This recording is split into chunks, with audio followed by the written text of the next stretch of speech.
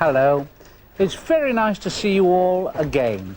A drop of water about this afternoon, not too much. And I'm sure you'll be glad to know that Terry Nutkins is going to be with us for this series of animal magic. Hello, Terry. Hi, Johnny. Also with us is that very solid and stern man, Mr. Rocky. Well, Rocky, what do you think about things, eh? Well, there you are. That's what he thinks about things. Well, now, Cocky is not with us this series, but he sent his friend along, Brolly. And this is Brolly, who you can see is the most beautiful, tame, placid bird. An umbrella cockatoo. Come on, put your crest up. Oh, come on, Brolly. There's your crest. There's your beautiful crest. Come on, Brolly, let's see your beautiful crest. Well, that's Brolly. Anyway, you can see it's a very, very nice bird. Well, now, Terry, it's a bit you've stormy. got Jiminy with you. How's she getting on? Is she eating fish yet? No, she's still only eating small pieces of herring. She won't, in fact, take a whole herring at all. Won't she? No, I can't throw a whole herring at her and she'll eat it. She'll have to do better than that, you know. She'll eat small pieces, but she's not doing so badly on it. She's got quite a lot of weight on, as you can see. Yeah. And she now lives on the Isle of Skye. Does she? Yeah. What a lovely place to live. give her a better chance to go back to the natural state. Yeah. Well, now, here's somebody who's eating fish. He's just jumping down now, coming over to see you, and that's Rocky. And do you know what? That Rocky has been complaining to me. Yeah, complaining to me. He's been saying that we don't show enough penguins on this program. We don't show enough penguins on the program. What do you think of that? So I said, all right, we'll show you some penguins right away. And I know where there are a lot of penguins, and that's at Edinburgh Zoo. Plenty of penguins there. Now, Edinburgh Zoo has got a beautiful climate, a lot of lovely fresh air. Edinburgh Zoo is a very pleasant zoo, and if you go right at the top, you can see for miles and miles, and every day around about this time, the penguins are waiting to be taken for their walk. Some of them get a bit impatient, though. Come on, we want our walk, we want our walk, we want our walk, come on, come. Really, it's a good job we king penguins know how to behave. Yes, I think I'll just have a bit of a drink before we go off on the walk, though. Yeah, drop of good stuff, this. Yeah, drop of good stuff. Hello, looks as though we're off. Yes, now are you all ready? Ah, yeah, we're ready. Aha. Now, are we going the same way that we went yesterday? Well, just as you like. Well, I was only saying to Alistair yesterday, it would be nice to be going another way for a change. Ah, yes.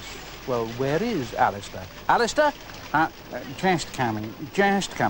Although, if we are going the same way as we went yesterday, at least we would know where we were going, wouldn't we? Yes, you would. Come on.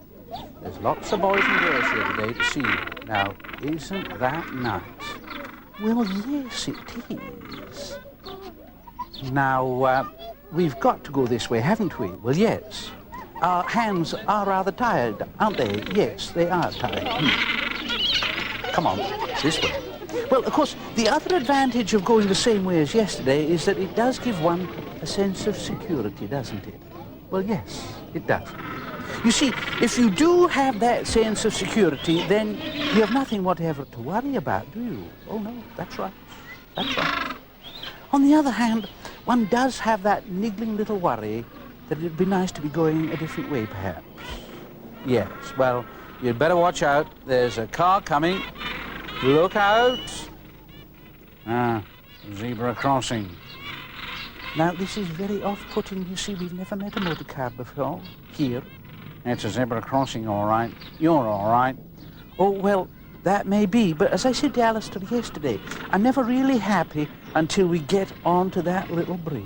Well, you're on the little bridge now, so let's swing it, shall we? Ba-doom, ba-doom, ba-doom, ba-da, ba-dee, ba-da, ba-dee, ba-da, boom, ba-dee, ba, ba-dee-da-doom, ba-da, chee, da-boom, da-bee, what the devil's going on? What the devil's going on? Ba-doo, ba-dee, ba-da, da-dee, ba-da, ba-da, boo,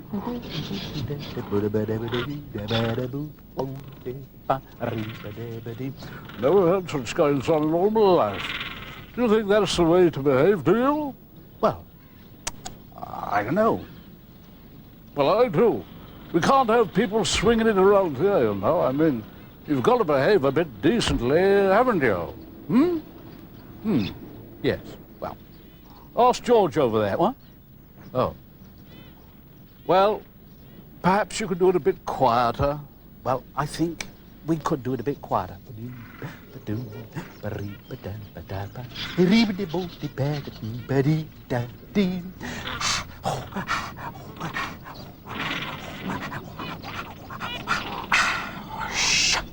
There you are, back home after your walk. Did you enjoy it? Well, yes, although I'm just a little confused. Oh, why? Well, as I said to Alistair, I said, I really don't know whether we went on our usual walk or whether we went a different way. Well, you went on your usual walk, but it was a bit different. I thought it was a bit different. I thought it was. Aha.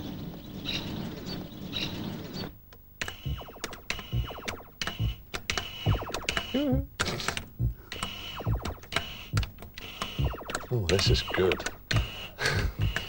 Terry Nutkin, what are you playing on? I'm playing with my Space Invaders, Johnny. Are you Space Invaders? Great fun.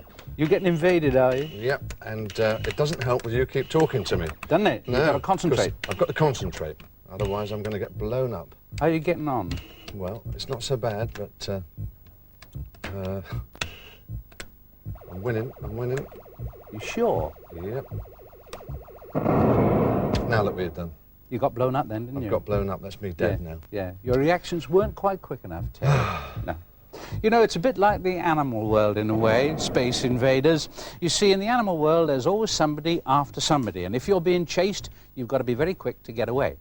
And if you're the hunter, then you've got to be a very, very good marksman. Now, we've got some pretty good marksmen with us in the studio this afternoon. Now, we've got in this tank some archer fish or rifle fish, and they eat insects. And they eat insects by squirting water at them and knocking them down.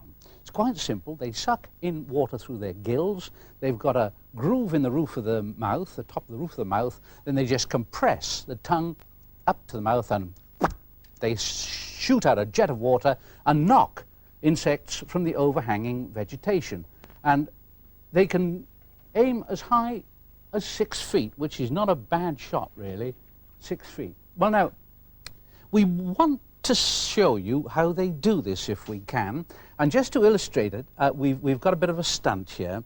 We've got a sort of a, well, it's a firefly, a false firefly with a flashing light there. You see? It's a firefly. Well, now, that's connected to a long piece of wire which goes through a loop. Now, when the fish squirts water at that firefly, it'll wobble about, the wire will touch the loop, and a bell will ring. So you'll know if he's scored a hit or not. So we'll ask for the lights to just go down, and we'll see what happens. Well, the firefly's flashing away, and they're swimming around a little suspiciously, probably wondering what it is. And it's obviously stimulating them to do something, because I can see one is spitting over the side. It's two, they're both doing it now. And now there's one eyeing the firefly in the middle. And he spat at it, but he missed. He spat again and missed. And again and missed. Oh! Well, you had to be very, very quick to see that, because it was a very sharp and short shot. But in case you missed it, then we've got a bit of film which shows you one of these archer fish actually catching an insect in the wild. Now, you'll have to watch carefully, because it's a small jet and it moves very quickly. And we'll see what they're after. There's that maggot on a twig there. See it writhing about. Fish comes to the surface, he's shot. Another one.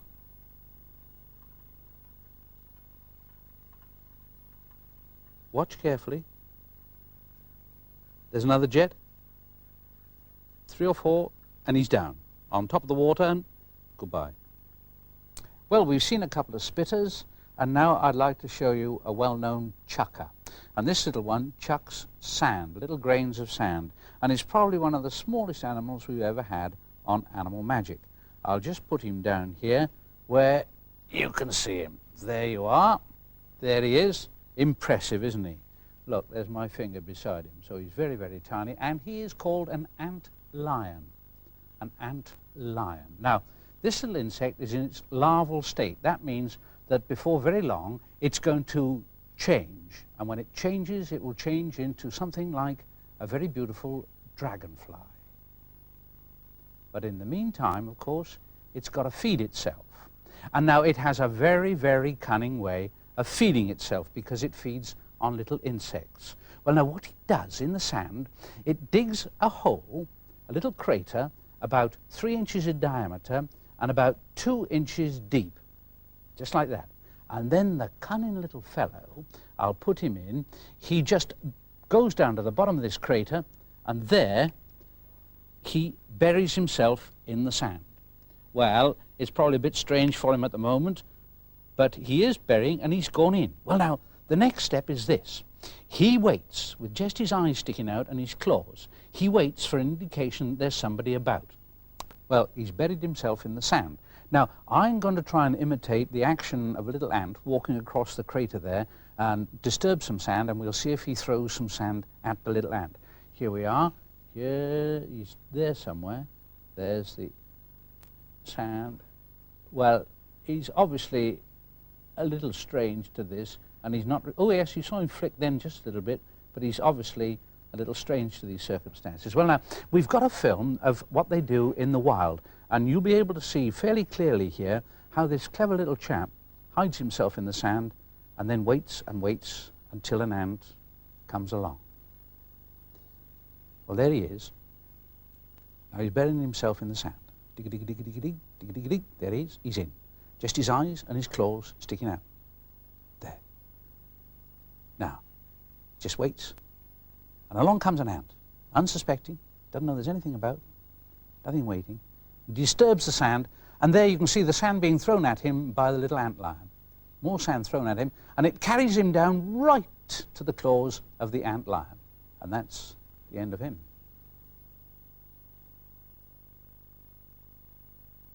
And from the ant lion, we come to the mountain lions, because we've got a couple of little mountain lions here, and they come from Guilsborough Grange Bird and Pet Park. Now, I call them mountain lions, but they're also known as pumas, and they're also known as cougars. Now, the extraordinary thing about these two little mountain lions, or pumas, is that they've both had as a foster mother this lovely mongrel called Cully. Cully, what can you smell? Here's this little one here is just 2 weeks old, and this one is a little bit older, about a month old. Well, now, the pumas, as you know, are found in the Americas. They're found in North America, and they've got a tremendous range right down to South America. That's why their name changes from puma to cougar and mountain lion, and their colour also changes as well. And they've earned for themselves, I'm afraid, a bad name, because they are inclined to go after sheep. That's because, of course, we keep sheep in flocks, just like with a fox in this country, we keep chickens in pens. Then they are inclined to eat rather more than they can at one sitting. They are inclined to kill pretty ruthlessly. And you can see they're very strong little things, and they make quite a bit of noise. Okay. Hello, Terry. You once kept a wildcat, didn't you? Yeah, I kept a Scottish wildcat. And how'd you get on with that? Oh, very well. Kept it for about 2 years. Did you? Touch it, yeah. But did you ever get it really tame?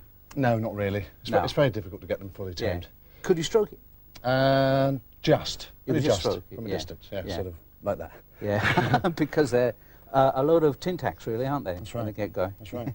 Now, Terry, you've had a lot of experience with otters and dolphins and so on, but you've been bitten once or twice by otters, haven't you? Yeah, I was bitten by an otter. Well, there we are. There's 2 fingers. Yeah. There. That's rather serious, yeah, isn't it? and it just goes to show that they are wild animals, and you've got to respect them, and they all will bite if they're given a chance. Because they're so quick, aren't they? And they're so quick, and well, it's just something you have to be careful of. Yeah, because you worked for Gavin Maxwell, didn't you? That's right, and as I said earlier on in the programme, we have now moved up to Skye. Yeah. And we were up there with the Animal Magic cameras not so long ago, doing a film on otters, wild otters. A lot of wild otters up there? Lots of wild otters, yeah. And you can Lovely see to them. see. You can see them? Yeah, yeah, it's marvellous to see them. And we did a very nice film.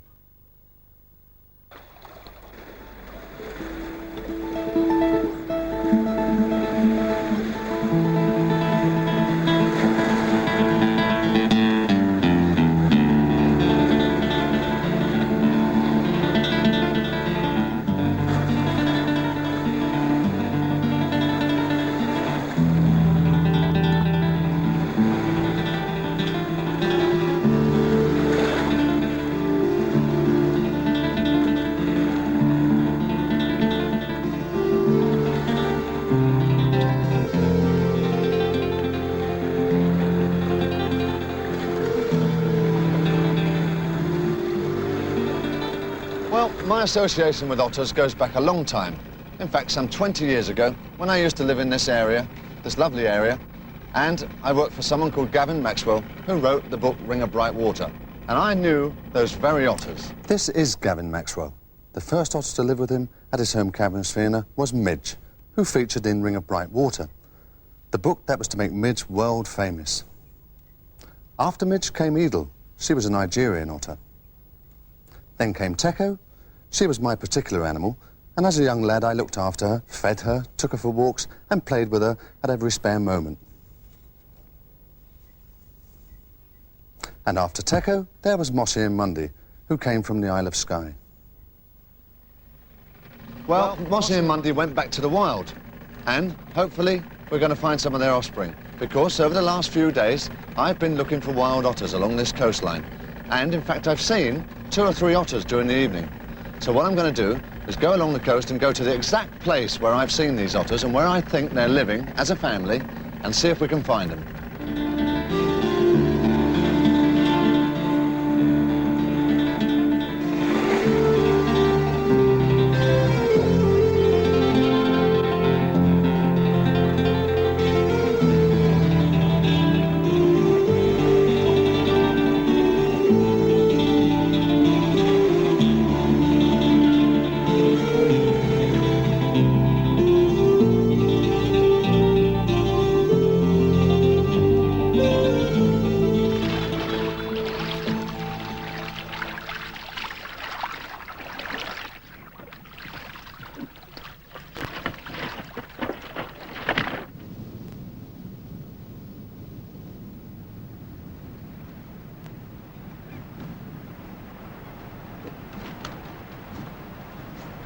Well, this is absolutely glorious otter country.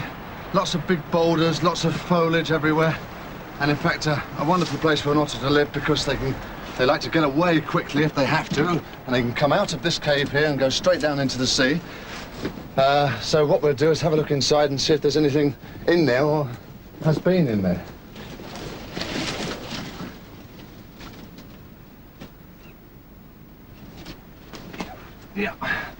Yep, that's fantastic. There was otter in there not so long ago. This, in fact, is otter spraint, or droppings. And this I estimate is something like 2 or 3 days old. But there is fresh otter spraint in there, which again is about 5 hours old. So they've obviously been around here in the last 24 hours.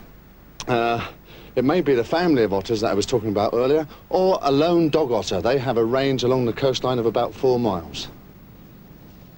Oh, this is exhausting, all this, climbing over rocks. Well, I've explored all this coastline in the past, and I can't recall ever having seen a better otter holt than the one we've seen up there. It's nice and dry. Otters like dry, secure places. Even though they're in the water most of the time, they like somewhere nice and warm to go back to. Anyway, what I'm going to do is to climb up to that ridge up there and just lie in wait until dusk and wait and see if an otter comes along. And as the shadows lengthened, the last few people and boats disappeared. And sitting down to wait, all I had for company were the mountains and the animals. Gulls, of course. But out in the bay, a big old Atlantic grey seal kept a fatherly eye on me.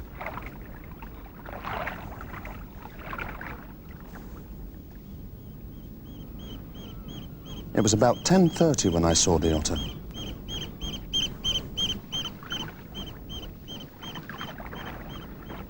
I had chosen my position well because as I watched, the otter came onto the beach right underneath me, in front of the very holt I had found in the afternoon. And there, taking all the time in the world, it feasted on a crab it had just caught.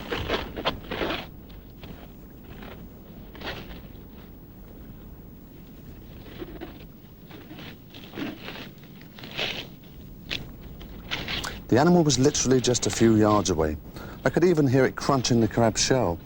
I could see the droplets of water on its fur.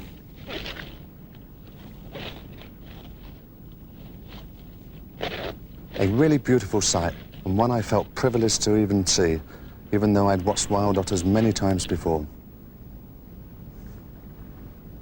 Then it turned and with a flash of its powerful tail, disappeared back into the sea.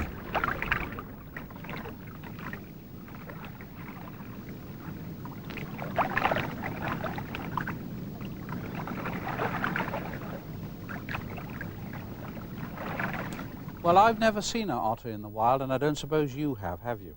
But I expect you've seen one of these, but not in the wild. You know what it is, don't you? Of course you do. It's a golden hamster. Now, they're very, very popular as pets, and they were discovered in 1930 in Syria, when somebody found one female and 12 little ones. And from those 13, all the golden hamsters that we know have been bred. Well, there they are. They're charming little animals, and a firm called Roderick have invented a lovely place for them to live, because hamsters love to live in burrows. They like to dig down and have tunnels and chambers where they can scamper around in secret. So we've got here a special little place for hamsters made by Roderick. There it is. Now we'll just put the lid on so that he can't get out, and there he is already coming down a tube there to find his way about this incredible complex that's been built. Now it's a mass of chambers and tunnels, secret passages. You can scamper about everywhere. Here it is, a most wonderful sort of block of flats where they can all live. You see, they've got their special little chambers, and they can go up those funnels, or they can go down those funnels, just whichever they decide to do. There he is, going down. He's coming out of the bottom. There we are. There's another room that you've got to play about in, drink water. That's very, very nice. Yes, I'll go down another funnel too. Yes. So you can go right from the penthouse down to the basement if you feel like it. The only trouble is you've got to get back up again, haven't you? Wonder who lives down there. I'll call in for tea. Boom. Boom. And through that way. Haven't been down there before, have I? Don't think so. Have a go in the wheel. That's it. Have a spin in the wheel. That's a little spinning wheel. Well, now, we've got somebody with us this afternoon who knows a lot about hamsters, Katie Smith. Hello, Katie. Hello. Now, of course, some of these chambers are absolutely cut off, aren't they? Because here we've got a mum and some little ones. Now, that's a golden hamster, and there are her little ones. Look, there's a little one all on its own over there. Let's just pick him out, shall we, Katie? Look at that. Isn't he tiny? They're only a couple of days old now. Are they? Yes. And this is an ordinary golden hamster? Yes, that's an ordinary one. And how many did she have? 6, was it? 5 or 6, 5 or yes. 6, yeah. Let's put her I back, have because quite a Mum's few. getting a little bit worried. Shall we put the top back on, Katie? Don't fall out, Mum, whatever you do. There we are. Now, these look a little bit different, Katie. What are these? Yes, they're much smaller and they're rarer. They're Chinese hamsters. Chinese. And these are little ones too, Yes, she only had 2 babies. They don't usually have more than 2. don't they? No. And they've got this nice little stripe on them. Yes, it's just coming to show clearly now. When they're adult, they have a thick black stripe down their back. Very different, aren't they? Yes, very. Better put him back. There we are. In with Mum. Put the top on. There you go, Mum. Now, we've got something a little bit different down at the bottom, haven't we, Katie? Yes. Going past block C and block D and block Z. Who have we got here in This- solitary confinement? This is the common European hamster. Yeah, It's much, much bigger, yeah. and it's also bites harder. Does It's it? quite vicious, yes. Yeah, so you can't pick him up. No. Now, they were hunted once upon a time, Yes, weren't so they? hunted for food, for people to eat, but not anymore. Not really, anymore. Not much, no. No. Well, thank you very, very much, Katie, for coming. Thank you. Now, what about having a look at Gemini? So I hear some noises in the background.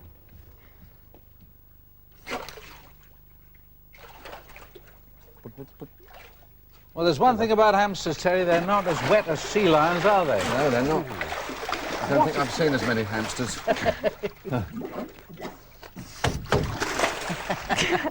And you like sea lions, Katie? Yeah, I think they're lovely. Yeah, we love sea lions. They're marvellous, aren't they? Well, we're getting a bit wet here this afternoon, but that's all we've got time for at the moment. We'll be back again next week. And so until then, from all of us here, bye-bye. Bye-bye.